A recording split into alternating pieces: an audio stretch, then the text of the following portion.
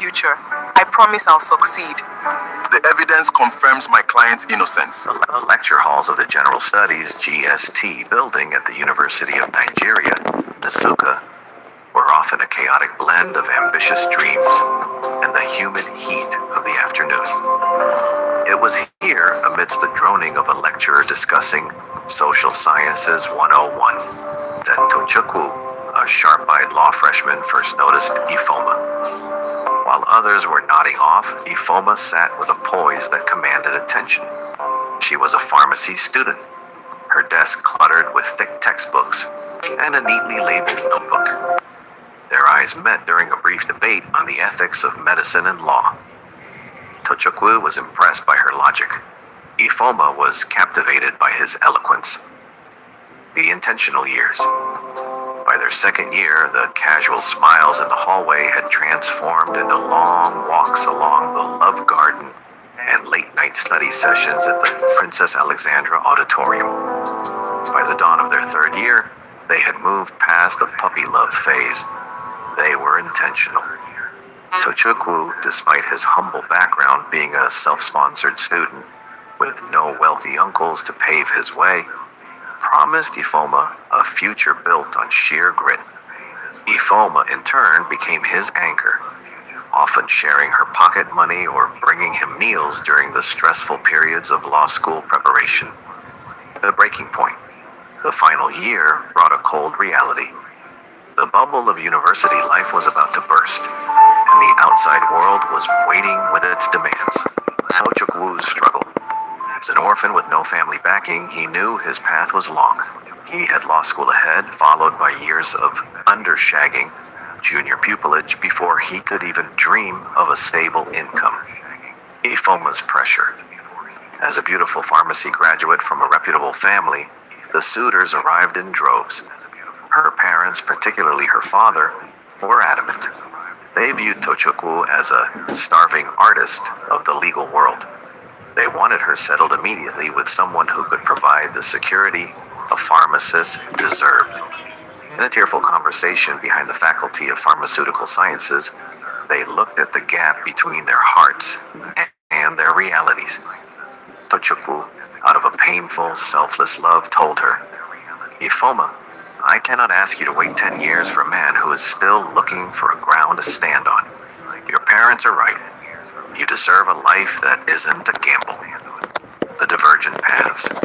Ifeoma asked you to wait 10 years for a man who is still looking for a ground to stand on. Your parents are right. You deserve a life that isn't a gamble. The divergent paths. Ifeoma eventually succumbed to the relentless pressure. She married Henry, a brilliant medical doctor. Henry was the perfect choice on paper. He worked in his father's prestigious private hospital, drove a luxury car, and offered Ifeoma a life of immediate comfort. But comfort is not the same as connection. Ifeoma moved to a large house, practiced pharmacy, and lived the life of a socialite.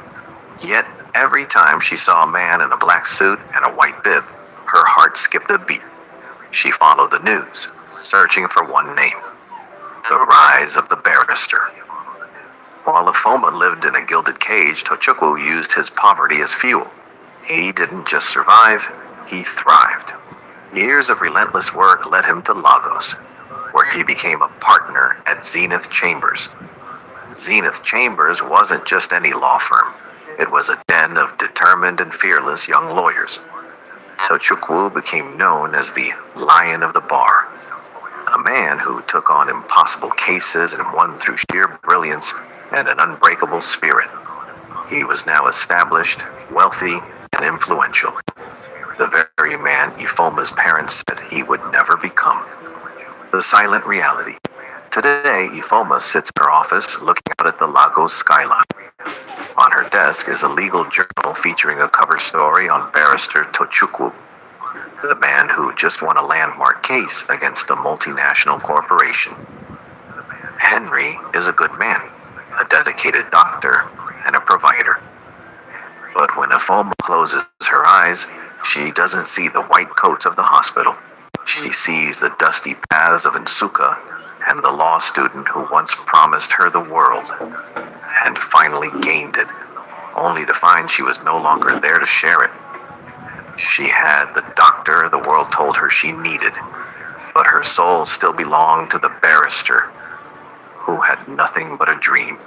The path from the lecture halls of Insuka to the prestigious mahogany desks of Zenith Chambers was paved with gravel and broken glass for Tochukwu. While his peers from wealthy backgrounds moved into comfortable pupilages with family cars and allowances, Tochukwu faced the brutal reality of a young lawyer with no godfather. The crucible, Tochukwu's ascent. Tochukwu's early years in Lagos were a masterclass in survival.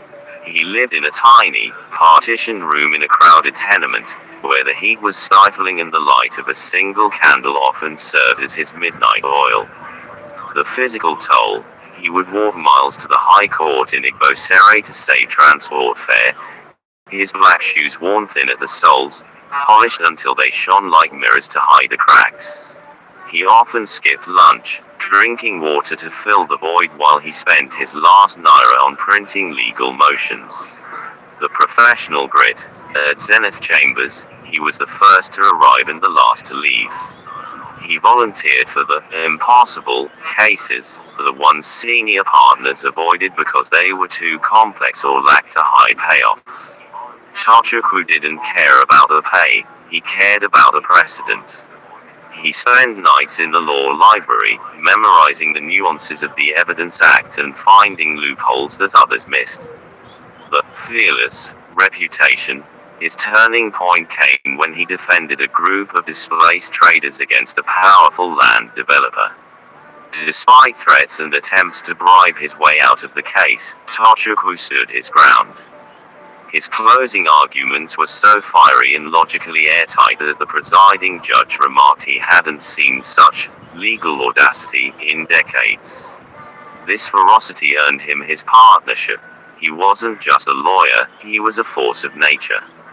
The Gilded Cage, Afoma's emotional torture. While Tochukwu fought the world, Afoma fought her own mind. On the surface, she was the picture of success, the elegant wife of Dr. Henry, a man whose kindness was as consistent as it was suffocating. Henry provided everything: jewelry, a driver, and a position at the top of his father's hospital pharmacy. But to Afoma, his touch felt like static electricity, brief, jarring, and devoid of warmth. The secret archive of the soul. To maintain her sanity, Afoma began keeping a midnight diary. It was a leather-bound book hidden behind a row of medical encyclopedias. This diary was the only place she was truly alive. In those pages, she lived a parallel life. She wrote extensively about the what-if dates. She would detail imaginary evenings in Lagos where she and Tochukwu, now successful, sat by the lagoon, discussing law and life over spicy suya and cold drinks. The romantic haunting. She recorded dreams so vivid they felt like memories. Dreams of Tochukwu's deep, resonant voice whispering her name, and the way his calloused hands used to hold her face with a reverence Henry could never replicate. The intimacy of the mind. Afoma wrote about the physical longing that consumed her. In her dreams, their lovemaking wasn't just a duty, as it often felt with Henry, but a fierce, spiritual reunion. She described the heat of his skin and the way their rhythms matched perfectly, a stark contrast to the polite, clinical marriage she resided in. The growing chasm. Every time Afoma closed her diary, the distance between her and Henry grew. She became a ghost in her own home. Emotional withdrawal. When Henry spoke of hospital expansions or social galas, Afoma would offer a practiced, plastic smile while her mind drifted back to her GST lecture hall in Insuka. The physical wall. She began staying late at the pharmacy or feigning headaches to avoid intimacy, terror that if Henry touched her, he would feel the Tochukwu she was hiding just beneath her skin. Henry, a man trained to diagnose physical ailments, was blind to the terminal heartbreak of his wife. He saw a quiet woman, He didn't realize he was living with a woman whose heart was miles away, locked in a law firm in Lagos, held captive by a man who had finally become everything she ever wanted, but too late. We used to have something. I don't remember it.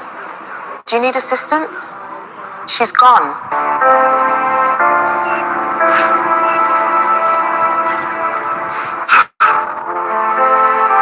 The walls of the sprawling mansion drive Henry had built for Afoma began to feel less like a sanctuary and more like a silent battlefield. For Henry, a man who navigated the complexities of human anatomy with surgical precision, the mystery of his wife's heart was a diagnosis he couldn't reach. The bedroom of glass. The most agonizing part of Henry's frustration was the physical wall Afoma had constructed. It wasn't a sudden collapse of their intimacy, but a slow, agonizing erosion. Every night followed a predictable, heartbreaking script. Henry would approach her with the tenderness of a husband seeking connection, only to be met with a repertoire of excuses that became a painful routine. The pharmacist's fatigue, she would claim the stress of the hospital pharmacy had drained her voice flat and rehearsed. The physical shield, she began wearing elaborate, heavy sleepwear, layers of silk and cotton that acted as a psychological barrier, signaling her unavailability before a word was even spoken. The feigned sleep, often, Henry would enter the room to find her turned away, her breathing regulated and shallow, pretending to be lost in a sleep that he knew was a lie. Henry's frustration wasn't merely sexual, it was the sting of rejection. He felt like a stranger in his own bed, a provider who was allowed to give her the world but forbidden from touching her soul. He began to question himself, wondering if his touch had become repulsive or if he had failed her in a way he couldn't see. The social eclipse. Afoma's withdrawal extended far beyond the bedroom. The vibrant woman who once walked the halls of UNN with grace had vanished, replaced by a ghost who haunted the corners of her own life. The death of the socialite. Dr. Henry's position required a certain level of social visibility. There were medical galas, alumni dinners, and charity auctions. Initially, Afoma accompanied him as the trophy wife, but soon, the excuses migrated to their social life. She developed migraines every Friday night. She had urgent stock-taking at the pharmacy whenever a wedding invitation arrived. Eventually, she stopped making excuses altogether, simply stating, "I'm staying in." The professional decline. Even at the hospital pharmacy, the change was jarring. Her colleagues, who once admired her sharp wit and meticulous nature, noticed the 1,000-yard stare. She ate lunch alone in her office, the door locked. She stopped participating in the light-hearted gossip of the break room. Her laughter, once melodic and frequent, had become a rare, mechanical sound that never reached her eyes. The indoor hermit. Afoma became a narrow corridor between her workplace and her bedroom. She cut off her friends, ignoring calls and leaving messages unread for weeks. Her world shrunk to the size of her leather-bound diary and the memories of a man who lived across the bridge in Lagos. Henry's frustration reached a boiling point when he realized that Afoma wasn't just tired, she was absent. He would sit in their expansive living room, watching her stare out the window at nothing for hours. "Afoma, you are here, but you are not here." He once shouted in a fit of rare, desperate anger. She had responded with a look of such profound, hollow sadness that it chilled his blood. He was a doctor, and he knew a dying patient when he saw one. What he didn't realize was that Afoma wasn't physically ill, she was mourning. She was a woman living in a beautiful house, married to a successful man, yet she was starving for the determined and fearless love of a man who didn't need a father's hospital to prove his worth. Her isolation was her only way to keep the memory of Tochukwu untainted by the reality of her marriage. Every social outing avoided was a gift to the ghost of her first love. Every night spent alone was a page added to the secret history of the life she truly wanted.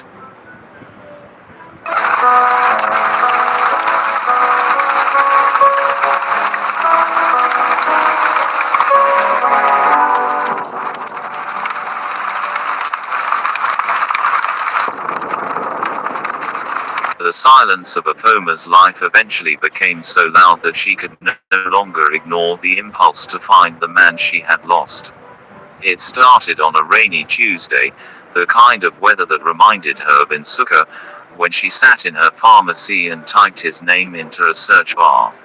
The digital ghost hunt. Aphoma spent weeks scouring the internet for Tochukwu surname. She searched through LinkedIn, Facebook, and Instagram, hoping to see a face that had aged alongside her heart. But she found nothing. Tochukwu had vanished from the digital world the moment he entered the high-stakes arena of Lagos litigation. In the world of Zenith Chambers *, privacy was a weapon. Tochukwu had scrubbed his personal profiles, choosing to exist only in legal journals and court registries. He didn't want the world to see his personal life, he wanted them to fear his legal mind. To Aphoma's growing despair, it felt as though the man she loved had been erased from the earth. The watcher in the shadows, Zenith Shark. What Aphoma didn't realize was that while she was looking for a ghost, a shark was watching her. For years, a mysterious account with the handle @ZenithShark had been a silent follower of her private Instagram page. The account had no profile picture, just a dark silhouette, and 0 posts. Aphoma had often wondered who it was, but in her state of emotional withdrawal, she assumed it was just a random bot or a distant professional acquaintance from the hospital. @ZenithShark never liked her photos. He never commented, but he was always the first to view her stories. When she posted a picture of a sunset with a cryptic, lonely caption, he viewed it within minutes. When she shared a photo of her pharmacy's anniversary, he was there, a silent witness to her professional success.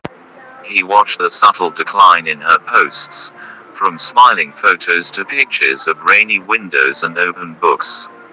Tochukwu, behind the mask of @ZenithShark, was using the account as his only window into the life he had been forced to leave behind. He saw her sadness through the screen.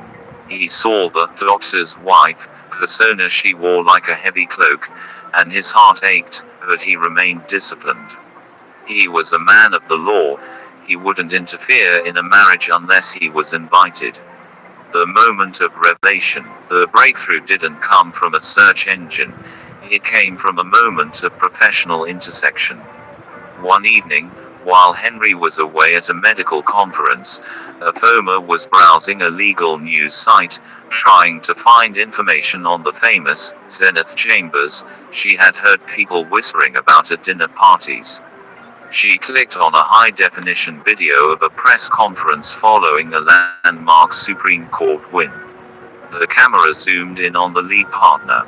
He was dressed in a bespoke charcoal suit, his posture commanding, his voice a deep, resonant baritone that sent a physical shock through Aphoma's body. It was him. It was Tochukwu. Driven by a sudden, frantic intuition, she went back to her Instagram and looked at the @ZenithShark profile again. She looked at the following list of the account. It followed only 3 things: the Nigerian Bar Association, UNN alumni, and her. She then noticed a tiny detail she had missed for years. In the bio of the @ZenithShark account, there was a single quote in Latin. Ubi ama, ibi oculus. Where there is love, there is the eye. It was the same quote Tochukwu had scribbled on the back of her GST 101 notebook during their first year at Insuka. The realization hit her like a physical blow. The shark wasn't a stranger, it was her Tochukwu. He had been there all along, watching her from the shadows of his success, staying silent out of respect for the very life she was currently suffocating in. Foma dropped her phone, her breath hitching in her throat. She looked at her diary, then at the screen, and finally at the door of the house she shared with Henry.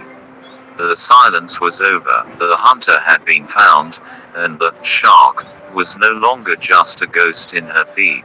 The professional triumph of Barrister Tochukwu was a stark contrast to the emotional desert of his personal life.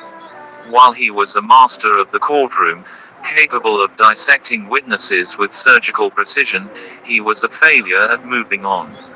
For Tochukwu, every woman who walked into his life after Afoma was merely a ghost trying to fill a space that had been permanently shaped by a pharmacy student from UNN. The search for a substitute, the three relationships. After law school, Tochukwu tried to follow the logical path. He knew he was a rising star and that a man of his status needed a partner. However, his heart was a locked vault, and he had thrown away the key back in Nsukka. 1. Amaka, the intellectual peer. Amaka was a fellow lawyer at a rival firm. She was brilliant, sharp-tongued, and understood the grueling hours of Zenith Chambers. On paper, they were a power couple. They attended bar galas together and debated case law over expensive dinners in Victoria Island. The void, Tochukwu found her too clinical. When he looked at her, he didn't see the warmth he remembered in the GST halls. Their relationship felt like a merger and acquisition rather than a romance. He eventually ended it when he realized he was more interested in her legal briefs than her soul. 2. Kemi, the high society stylist. In his quest to feel something, anything, Tochukwu dated Kemi, a vibrant fashion consultant who introduced him to the glitz of Lagos nightlife. She was the polar opposite of Afoma, loud, extroverted, and deeply embedded in the social scene. The void, the noise of Kemi's world only highlighted Tochukwu's internal silence. While she danced at exclusive clubs, he would sit at the VIP table, nursing a drink and wondering if Afoma still liked her tea with 2 cubes of sugar. Kemi eventually left him, frustrated by his emotional distance, calling him a man who lived in a black and white movie. 3. Blessing, the attempt at simplicity. Blessing was kind, soft-spoken, and reminded him of the humility of his own roots. She was a schoolteacher who asked for nothing but his time. The void, this was the most painful failure. Tochukwu tried to love her simplicity, but he realized that he didn't just want kindness, he wanted the specific, fiery, intellectual, and spiritual spark he had with Afoma. He felt like a villain for not being able to love a good woman, eventually breaking her heart because he couldn't stop comparing her silence to Afoma's laughter. The moments of weakness, the temptation to reach out. Whenever these relationships crumbled, Tochukwu would retreat to his penthouse office at Zenith Chambers. In the dead of night, with the Lagos skyline shimmering outside, the weight of his success felt like lead because he had no one to share it with. The digital precipice. On specific occasions, the chaos of his lonely life almost broke his resolve. 1. The night of the partnership. After he was named a partner, the pinnacle of his career, he sat with his phone in hand. He had found Afoma's Instagram profile. He typed out a message: "I made it, Afoma. I have the house, the name, and the security. Is it too late?" His thumb hovered over the send button for an hour before the fearless lawyer succumbed to fear. He deleted the text, realizing she was a married woman and he had no right to wreck her peace. 2. The anniversary of the breakup. On the day they had officially ended things at UNN, Tochukwu got uncharacteristically drunk on expensive scotch. He logged into at Zenith Shark and opened her latest photo, a picture of her looking pale and tired at the pharmacy. He almost called her his heart screaming that she looked as miserable as he felt. The inner conflict. Tochiku's struggle was the success paradox. He had worked so hard to become the man Afoma's parents wanted, only to realize that in the process of becoming that man, he had lost the very woman he was doing it for. Every date was an interview she was failing. Every intimate moment with another woman felt like a betrayal of a ghost. He remained Zenith Shark, a predator in the courtroom, but a silent, pining observer in the digital world, waiting for a sign that the doctors worried him about diary. She admitted that while she lived in a mansion, she was mentally living in a one-room apartment in Insuka. She told him about the emotional torture of her marriage, not that Henry was a bad man, but that he was simply not him. The revelation of the shark, Tochiko confessed why he had been following her silently. He told her about the 3 women he tried to date and how each one was a failed attempt to find her spirit in somebody. I became a shark in the courtroom so I could build the world I promised you, he typed. But I realized I built a palace with an empty throne. The evolution of the chat. As the days passed, chatting became an addiction. It was no longer past. It was about a desperate present. 1. The hidden screen. Afoma became a master of digital espionage. She changed his name in her contacts to a generic pharmaceutical supplier to avoid Henry's suspicion. She would chat with him while sitting across from Henry at dinner, her face illuminated by her phone, a secret smile playing on her lips that Henry mistakenly attributed to words. 2. The shared dreams. They began to exchange what-if scenarios. Tochiko would describe his penthouse in Lagos and where her piano would sit. Would send him snippets from her diary. Raw, unfiltered descriptions of her dreams about him. Afoma, I dreamed of us last night. In Lagos or in Suka. We were just together. No title, no suitors, no parents. Just you and me. In my world. Dream. It's a goal. I've won every case I've ever taken, Afoma. I don't plan on losing this one. 3. The growing distance from Henry. The more she Tochiko, the more repulsive her reality became. Every good night, honey, from Henry felt like a lie. The chat was her oxygen. Her marriage was the carbon monoxide slowly stifling her. She stopped writing in her physical diary because the chat was living diary now. Dangerous threshold. The tone of their messages eventually shifted from nostalgic to urgent. The Zenith Shark was no longer content with just watching. I see you in your photos.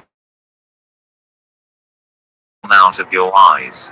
He provides for you, but he doesn't see you. Afoma, and a woman of reputation, but in the blue light of the chat, she was just a girl from UNN who wanted to go home. The chat between Lagos and her heart, and for the first time in years, terrifying, beautiful possibility of an escape. You're throwing everything away. This to our house. Is this truly what you both want?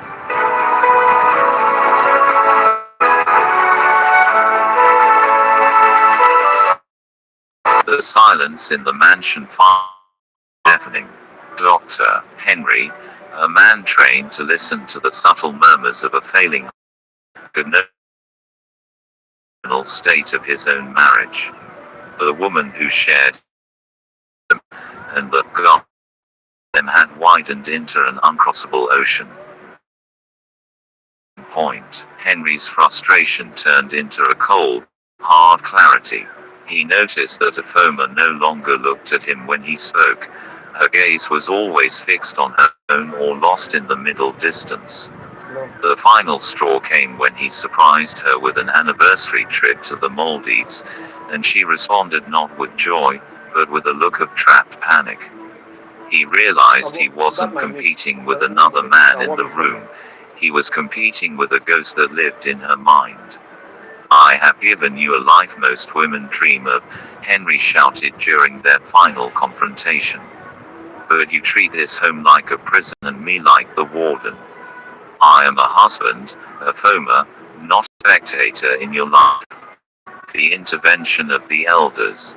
Driven by a mix of heartbreak and wounded pride, Henry took the matter to his parents. In a traditional setting, a husband complaining to his in-laws is a grave signal that the foundation is crumbling. The parents' plea, her father, who had once championed Henry as the secure choice, was distraught. They called a family meeting, pleading with a foamer to regain her senses. They reminded her of the prestige of the marriage and the shame of a broken home. A foamer's defiance. For the first time in her life, the soft-spoken pharmacist stood her ground. She didn't shout. She simply spoke with the weary honesty of someone who had been holding their breath for years.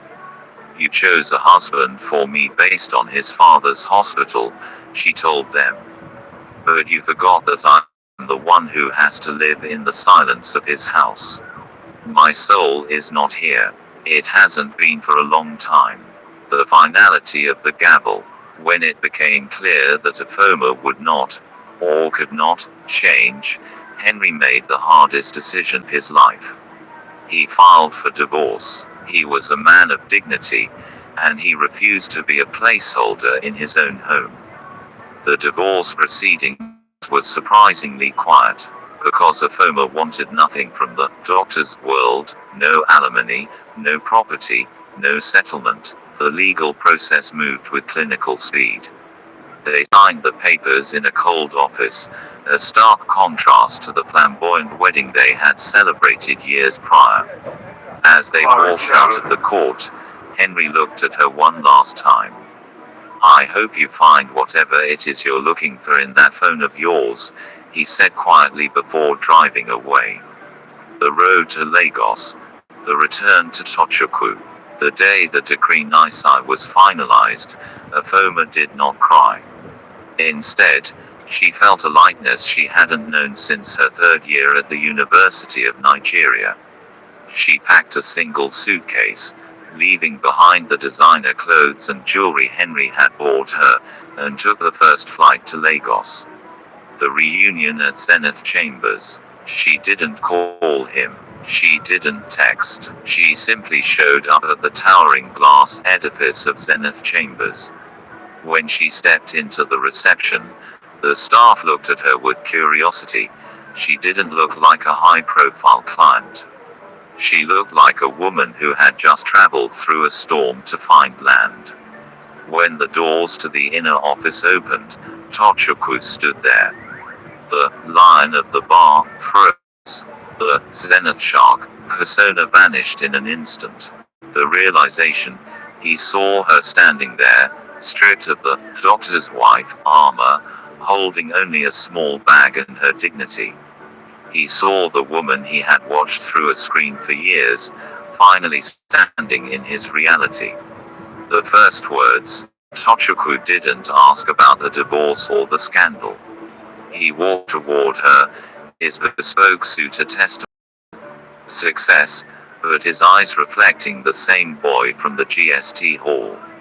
"You're late," he whispered, his voice thick with emotion. "I had to walk the long way," Afoma replied, a genuine smile finally breaking across her face. "But I'm here now." In the heart of Lagos, surrounded by the fierce energy of his law firm, Tochukwu finally led the woman he loved to the empty throne he had built for her. The pharmacist and the barrister were no longer victims of timing or poverty.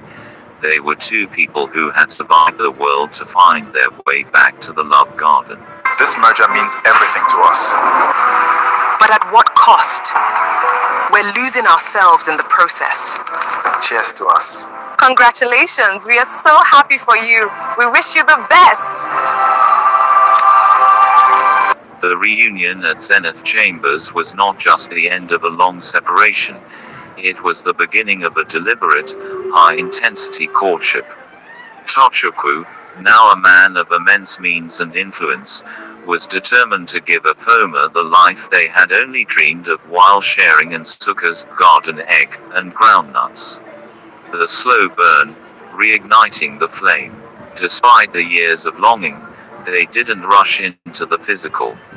They spent the first few weeks relearning each other. Tochukwu realized that Afoma was no longer just the shy pharmacy student. She was a woman who had survived emotional warfare. Afoma realized that Tochukwu's Zenith Shark was a shield he wore for the world, but with her, he was still the boy who quoted Latin poetry. Late-night debates, they spent hours in his Ikoyi penthouse, debating their GST debates. He would argue constitutional law while she explained the chemistry of the brain's dopamine during love.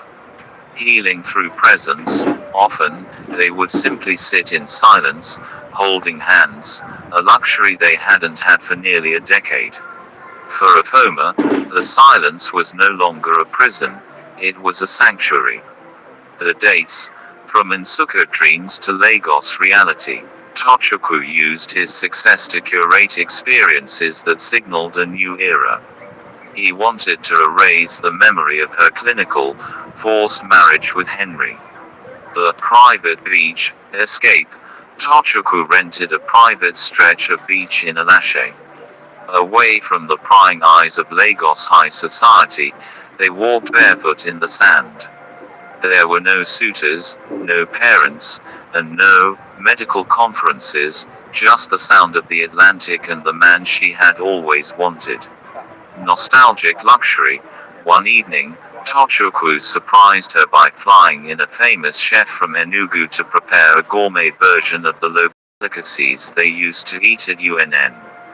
They sat on his terrace, overlooking the 5 Cowries Creek, eating abacha and ugba paired champagne. The art of courtship. He took her to private art galleries and jazz clubs where the music was as deep as their history. In these outings, Afoma blossomed. The ghost vanished, replaced by a woman whose laughter finally reached her eyes. The romance and intimacy. Their romance was characterized by fearless intensity. Tochukwu was intentional about every gesture. He didn't just buy her gifts, he bought her freedom. He helped her set up a state-of-the-art independent pharmacy in a highbrow area of Lagos, ensuring she was never again dependent on a man's family business. The lovemaking of souls. When they finally moved into physical intimacy, it was nothing like the mechanical duty she had felt with Henry. It was a spiritual homecoming. In the quiet of the night, with the Lagos city lights shimmering through the floor-to-ceiling windows, the union was a celebration of survival. It was fierce, tender, and underscored by the knowledge of how close they had come to losing each other forever. The marriage plans. A new covenant. Unlike her first marriage, which was a transaction of social status, their marriage plans were built on a foundation of mutual respect and long overdue justice. The defiant traditional wedding, they decided to return to their village for the traditional rites. Tochukwu, now a billionaire barrister, arrived with a convoy that silenced every critic. Afoma's father, seeing the man Tochukwu had become, tried to apologize, but Tochukwu simply held his hand and said, "I didn't come to prove you wrong, I came to show you that Afoma was right to believe in me." The Zenith celebration. The white wedding was planned for the Echo Hotel's grand ballroom. It wasn't just a wedding, it was the talk of the Nigerian legal and medical communities. Tochukwu's partners at Zenith Chambers stood as his groomsmen, a phalanx of fearless men honoring their leader's greatest victory. The future. They planned a honeymoon in Santorini, Greece, but the real plan was their life in Lagos. They designed a home that included a massive library for him and a laboratory for her.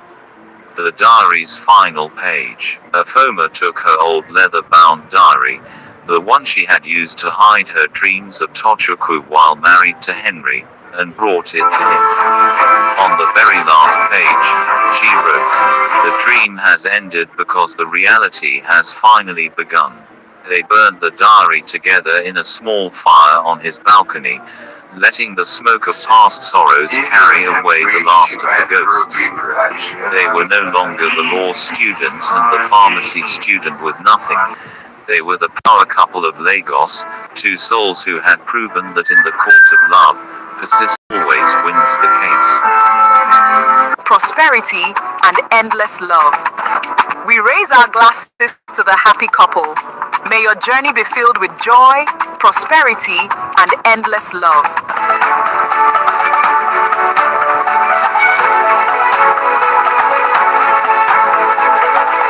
The transition from their long-awaited reunion to the formalization of their union was a masterclass in redemption. For Tochukwu, returning to Afoma's family home was not just about fulfilling tradition, it was about reclaiming the dignity that poverty had once denied him. The return of the lion, meeting the parents. The air in Afoma's family compound was thick with tension and expectation on the day of the formal introduction. Years prior, Tochukwu had been the boy they dismissed. Now, he arrived as a force to be reckoned with. The entrance, Tochukwu did not arrive with arrogance, but with the quiet confidence of a man who had won his battles. He was accompanied by senior partners from Zenith Chambers and a few influential UNN alumni, creating a convoy of black SUVs that signaled his arrival long before he stepped out. The confrontation. Afoma's father, a man of old-fashioned principles, sat in the center of the living room. The silence was heavy until Tochukwu spoke. He didn't boast about his bank account or his Lagos penthouse. Instead, he spoke of his consistency. "I stand before you not as the student who had nothing, but as the man who never stopped building a world worthy of your daughter. I am here to claim the woman who has always been mine in spirit." The acceptance, seeing the light in Afoma's eyes, a light that had been extinguished during her years with Henry, her parents realized that the safe choice had nearly cost the daughter her soul. With a mix of apology and newfound respect, they gave their blessing. The traditional rites, Igba Nkwu. The traditional wedding in the village was a vibrant explosion of Igbo culture. Tochukwu was determined to satisfy every requirement of the Imigo bride, wealth and more. The requirements, Tochukwu met the traditions with fearless generosity.